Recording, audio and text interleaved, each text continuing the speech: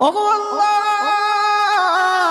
ওগো মালিক, তুমি ছাড়া তো আমাদের আর কেউ নাই, তুমি ছাড়া তো আমার আর কেউ নাই।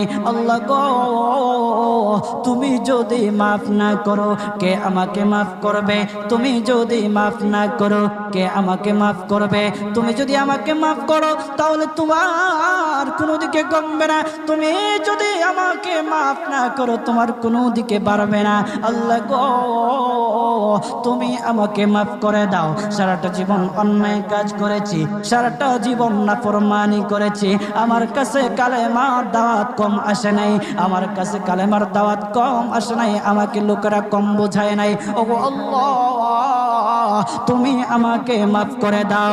মাফ না করলে কোথায় যাব, কার কাছে যাব? বাবা যখন মারে তখন মার কাছে আশ্রয় নেওয়া যায়, মা যখন প্রহার করে তখন বাবার কাছে